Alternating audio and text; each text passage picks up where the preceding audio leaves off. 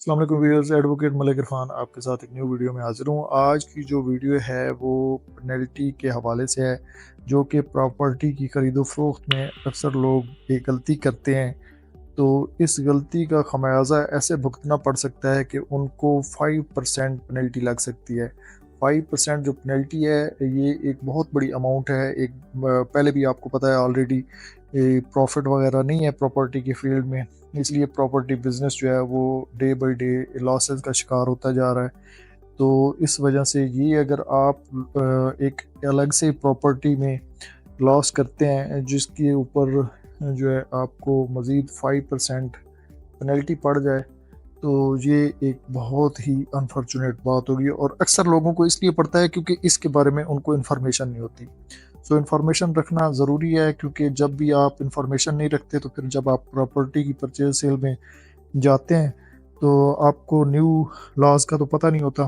फिर उसके बाद फिर आपको ऐसा प्रॉब्लम फेस करना पड़ता है जिसके बाद फिर जो आपका एक छोटा सा जो माइनर सा प्रॉफिट होता है वो भी आप उसको गवा बैठते हैं। तो ये बेसिकली वीडियो है 75A purchase of assets through bank otherwise 5% penalty, ये इसका टाइटल है।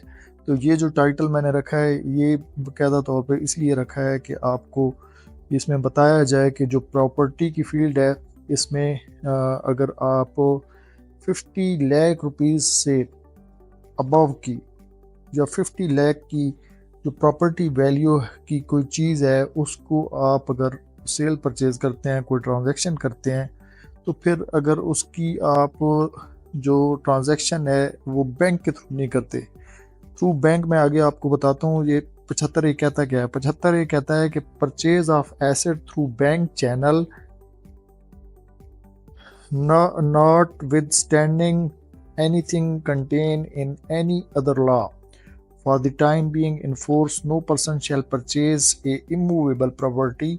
इमूवेबल प्रॉपर्टी में यही आ जाता है जो कि आपकी प्लॉट्स वगैरह हैं, चाहे वो सोसाइटी का हो चाहे गवर्नमेंट का सेक्टर हो, कोई भी जो सेक्टर है। सोसाइटीज़ भी जो है वो भी एनओसी गवर्नमेंट डिपार्टमेंट से अप्रूव करती हैं। ये जो प्रॉपर्टी के फील्ड में हमारे भाई हैं उनको पता है, तो वो भी इसमें उनके अंडर ही होती हैं।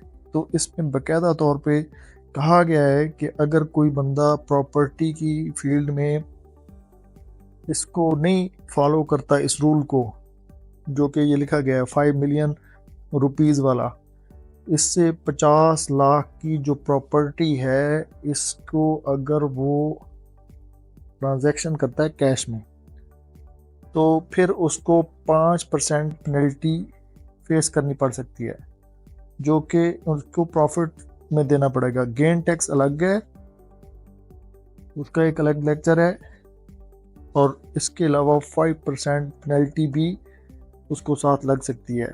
मतलब गेन टैक्स जो है वो भी अब 15% हो गया, वो भी कम नहीं है। उसके ऊपर मेरा लेक्चर मौजूद है, टाइम ज़ाया किए बगैर आपको मज़ीद इसी में बताते हैं। वो उसमें मैंने बड़ा डिटेल में बताया है कि जो इससे पहले था 24 से पहले था जो, वो टैक्स की क्या रेशो थी होल्डिंग पीरियड के हिसाब से, और अब भी जो टैक्स की रेशो है 24 के बाद, जुलाई 24 टैक्स ईयर जुलाई 24 के बाद जो है उसकी जो वैल्यू है वो 15% हो गया है, जो कि इन एनी कंडीशन है। ठीक है, तो वो मैंने पहले बताया हुआ है। तो ये वाला जो टैक्स है ये आपको एक एक्स्ट्रा पेनल्टी पड़ सकती है। ठीक है, तो वो तो देना ही देना है, बट ये उसके अलावा पड़ सकता है। तो ये लिखा हुआ है कि अगर प्रॉपर्टी आप ख़रीदना चाहते हैं 50 लाख की जो वैल्यू की अगर है, बेचना चाहते हैं, तो उसको क्रॉस चेक के ज़रिए से भेजें, पे ऑर्डर के वजह से भेजें, डिमांड ड्राफ्ट के ज़रिए से भेजें, क्रॉस पे ऑर्डर और any other cross banking instrument showing transfer of amount from one bank account to another bank. मतलब उसको बाकायदा तौर पे वो शो करे कि एक बैंक से दूसरे बैंक में ट्रांजैक्शन स्मूथली हो रही है।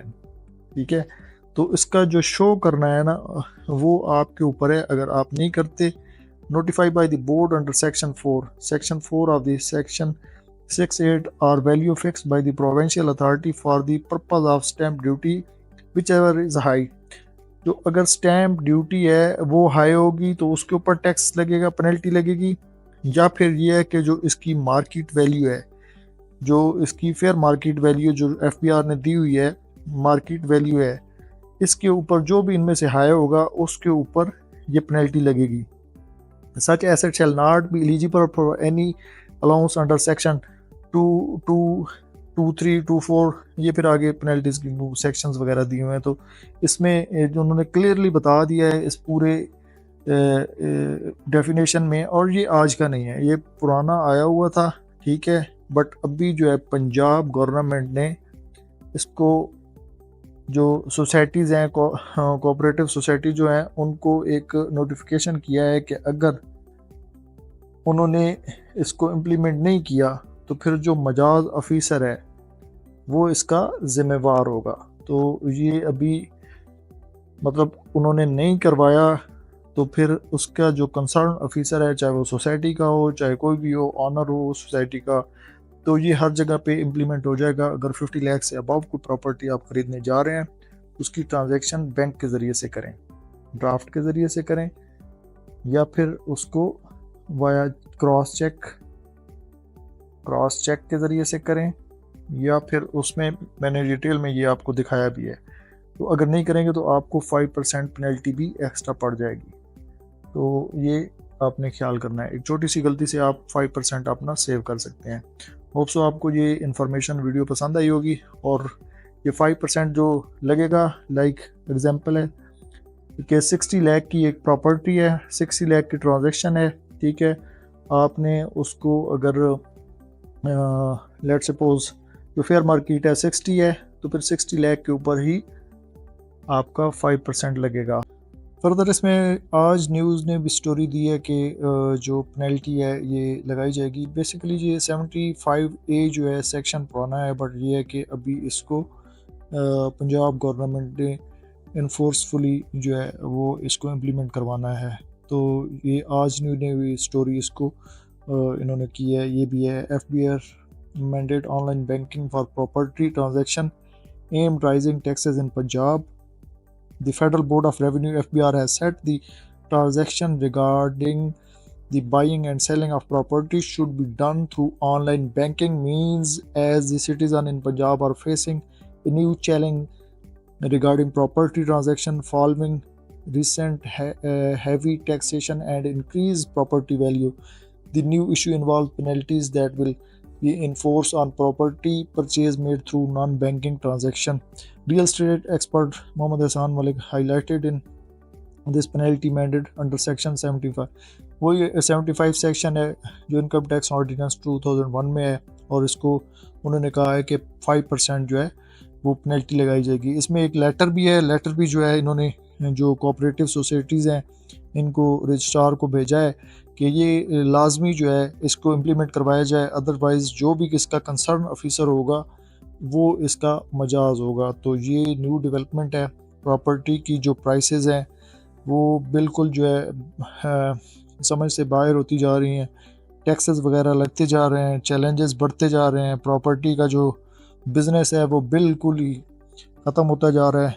और मेरे बहुत सारे दोस्त हैं प्रॉपर्टी के फील्ड से, और उनका यही कहना होता है कि आप जो है प्रॉपर्टी की अच्छी खबरें कम ही देते हैं। तो जो रियलिटी है, अब व्यूज़ हासिल करने के लिए और सब्सक्राइबर बढ़ाने के लिए झूठ तो बोला नहीं जा सकता कि प्रॉपर्टी के रेट्स जो हैं वो हाई हो रहे हैं, टैक्सेस जो है वो ख़त्म हो रहे हैं, एग्जाम्पशंस हो रही हैं।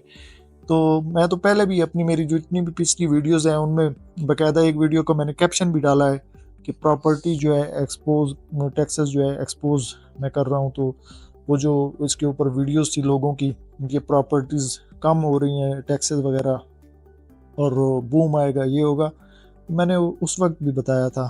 तो हम फिर आज उन्हीं लोगों के चैनल्स के ऊपर भी ये चीज़ें खुद बता रहे हैं कि हमें था कि कम हो जाएगा, बट कम नहीं हुई।